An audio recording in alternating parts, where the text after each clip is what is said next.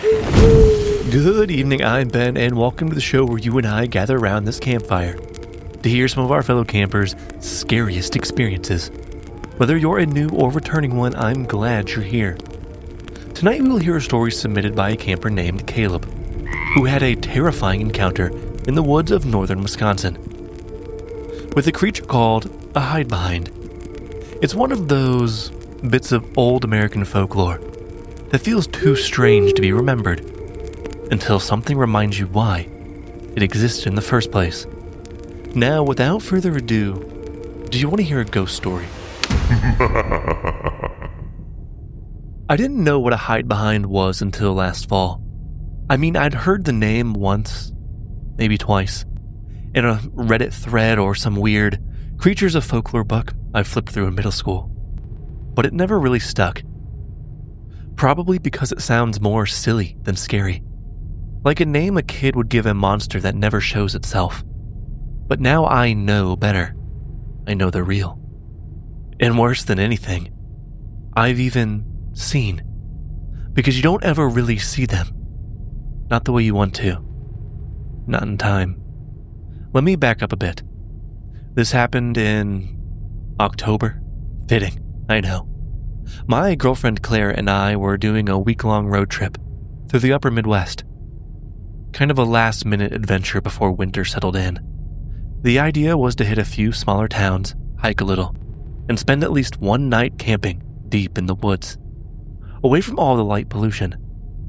We picked Chequamegon-Nicolet National Forest in Wisconsin. Massive stretch of pines, maple, and birch.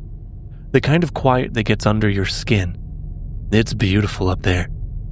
In the fall, all the golden, fire-red leaves, crisp air, and trails that feel untouched by humans. We found a primitive campsite off a service road that barely showed up on Google Maps. No water, no power. Just a flat patch near the edge of a ravine. And a ring of stones for a fire. It was perfect.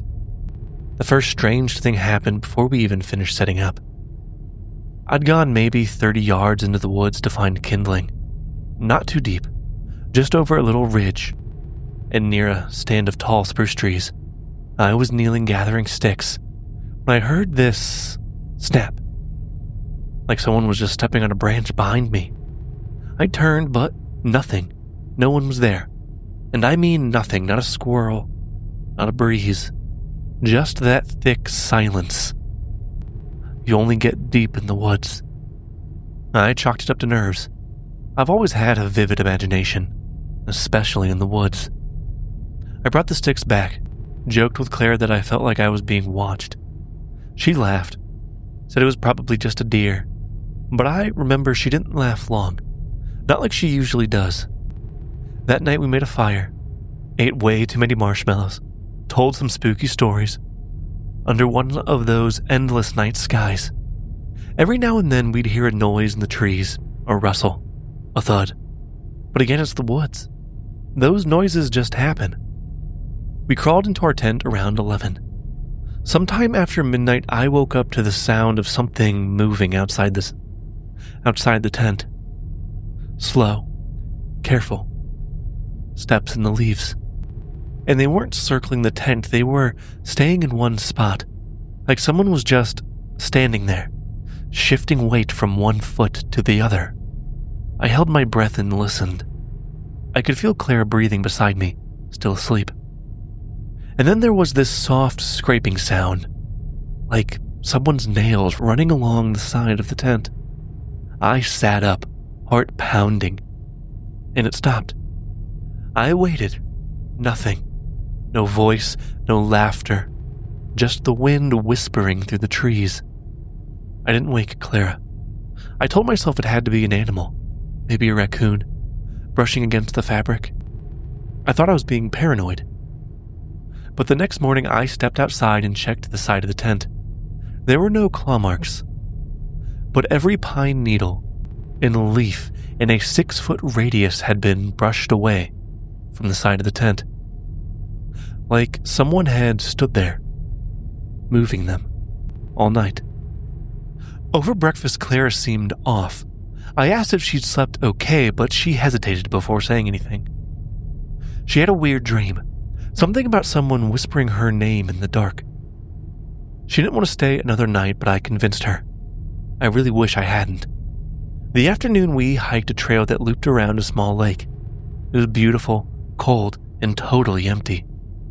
Not a single other camper the whole time. We only passed one other old hunter heading in the other direction, wearing his orange vest and all. He looked at us funny when we said we were camped, told us to be careful, especially if we heard anything we couldn't see. We laughed it off until Claire asked what he meant. He just shook his head and said, "Sometimes the trees aren't always empty up here, even when they look like it." That night was colder, no fire, as there was a burn advisory, and we were already pushing our luck. So we went to bed early. I woke up again in the middle of the night around 2 a.m., but this time Clara was gone. The zipper on the tent was open just a few inches. I panicked, scrambled out with a flashlight, shouting her name. The light barely cut through the trees. Everything looked wrong. Twisted shadows, branches that didn't sit quite still. I called again. No answer. Only the echo. When I heard her voice. "Caleb?" But it was behind me. Even though I'd been facing the tent, she couldn't have passed me. I spun around, but she wasn't there. "Caleb?" I heard it again. Closer. But it was from a different direction. "Caleb?" And again. I swear on my life, Caleb, it was all her voice. Just a little slow, a little too smooth, like someone repeating a sound they didn't fully understand. I froze, and that's when I felt it. Not heard, felt. There was a pressure on my eyes, not from far away. From behind the nearest tree, 10 feet away, maybe less. But every time I moved, it shifted. Always behind something, always just out of sight. "Caleb? Caleb? Caleb?" Coming from all directions, and every time I looked, it was as if it just peeked behind a tree. Sometimes the trees were even too impossibly small for anything to hide behind. And that's the moment it hit me. That's what this was. A hide behind. I don't know quite how I knew, but I just knew it. It waits behind the trees, it mimics, it follows. You never see it, unless it wants you to. I backed towards the tent, not daring to run. Every time I blinked, I felt it closing the distance. I got into the tent, zipped it shut, and looked over. Clara was inside, still sleeping. I stayed up the rest of the night staring out the door, staring at the tent door, waiting for this hide-behind shadow to fall across the fabric. But it never did. When Clara woke up, we left. That was around first light. It's been months now. I've never gone back. Clara doesn't even really remember it, says I was probably dreaming. But I've been doing my research. I've been reading. There are stories like mine going back to the 1800s, from all regions of the world, all describing something that hides behind trees, that wait until you're alone, that mimic voices, and that takes people. Sometimes the people are never found. Sometimes they are returned confused, different. All I can tell you is this. If you're in the woods and you hear someone you know call out your name from somewhere that you can't see, run away.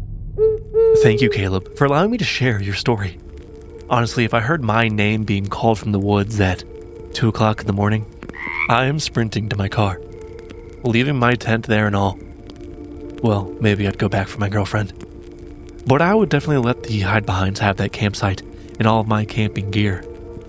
With that, I have no show announcements this week, but if you'd like a shout-out at the end of an episode, or access to our monthly bonus episodes, head over to patreon.com/doyouwannahearaghost story. As always, I'm just glad to have you all as campers on this journey.